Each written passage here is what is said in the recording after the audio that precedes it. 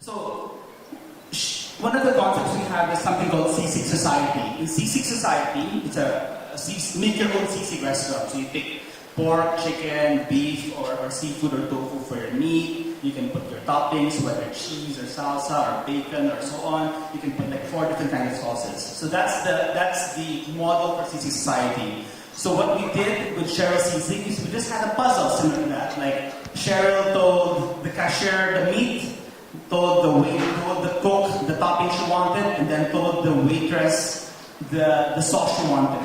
What did Cheryl pick? It was something like that. So it also garnered lots of likes.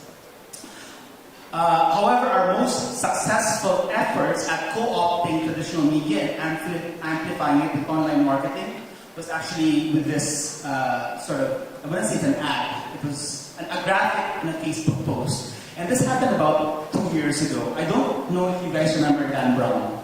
Who remembers Dan Brown? No. Okay. Some people remember that Dan Brown. Dan Brown is the writer of the Da Vinci Code. Who remembers the Da Vinci Code? Okay, good. I have a literate audience. I'm so proud of you guys. Well done. Dan Brown wrote a book called Inferno, right? And he basically said Manila was the gates of hell. And there was this amazing outcry. Like people were so sensitive about it, and they were very hurt that Manila would be called the gates of hell. So instead of like fanning the flames of this, again, manufactured controversial issue, what we did was we made a Facebook post directly linking to Dan Brown and talking to him. We'll actually link to him and say, Dan, fine, see your point about Manila being the gates of hell, but we're not sure you've actually visited Manila. So here's a free business class ticket to come to Manila to check out for yourself if it really is the gates of hell. And if you want to stay, we can refund the second half. And then we paired it with this, which is sort of touristy tag at that time. So sort of hell, more fun in the Philippines. The only ad, so to speak, in it is maybe the lower right corner. But this was actually shared hundreds of times, if not even 1,000 plus. The comments were thousands as well. International media actually picked it up. ABS-CBN picked it up. So it was quite funny how, yes, one part of strategy can be to get traditional media and amplify it online, but once in a while, when we get really lucky, you can have traditional media be the one taking your content and making it the story. So that's sort of our biggest success story so far. We got really, really lucky. Now, this concept about luck is actually very interesting when it comes to online marketing. The first job I ever had was actually as a brand management intern in P&G, Procter & Gamble. So a small company, SME, you may have heard of them. They make soap, they make shampoo, they make detergents. I was in the laundry division, and I remember sitting in this sort of conference room deciding on exactly how we should run an ad. How do we phrase it? Where do we run it? Who do we target? The ad agency would be presenting to us, and we would debate it endlessly. Who would we sell to? The housewife or the husband? What does clean mean? What does whiter than white mean? How do we do it in language? We would literally spend the entire night debating it, right? And at the end of the night, we would end up with exactly what the ad agency guys proposed. There are ad agency people here, I guess. Correct. Okay, good. So I guess I'll experience that. And that wasn't the worst thing, I remember sitting there thinking, my God, these guys spend more time debating how to run an ad, or thinking about how to run an ad more than they think about who to marry or who to get engaged with. Right? They actually spend more time thinking about the ad and marriage. And the sad thing is, at the end of the day, you're not even sure if you picked the right one. Right? I'm talking about the ad, by the way, not the wife, if you marry your husband. So, you're not even sure if you picked the right one, but online marketing takes that guesswork out of it.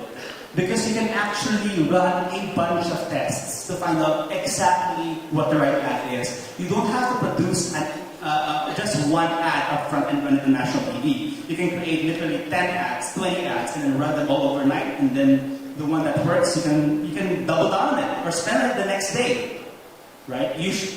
Sort of monogamy really works with marriage, but if it comes to online marketing, it really needs to be promiscuous. Use every single pickup line you can think of. Target every single target you can think of, right?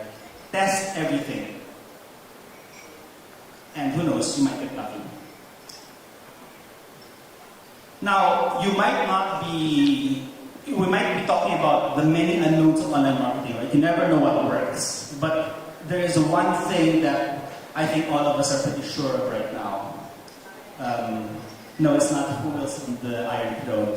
It's that right now, we don't know who the king of Westeros is, but we do know that the king is mobile.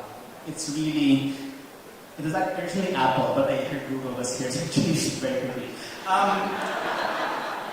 Don't tell them, please. So yeah, Google, Android, amazing. Mobile really has to be front and center of your online marketing efforts. And right now it seems like common sense. You must be thinking, idiot, me. Yeah. And in a way that's true, because I grew up, and I'm revealing my age right now, despite the hair I have. I grew up in the age where, I didn't remember dial-up modems. Who here remembers dial-up modems? Alright. Some people here remember that. To the kids here, to the whiz kids here, dial-up modems were really, really slow, and they sounded a bit like R2D2 vomiting when they were connecting. And for me, when I first started online marketing, because I was in MNCs before I never did online marketing, when I came back to Manila, for me a website, having a website was uber cool. That was it, right?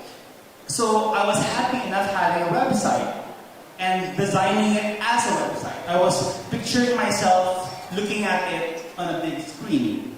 And that didn't work out very well, because the page would take very long to load. On mobile, the letters were too big.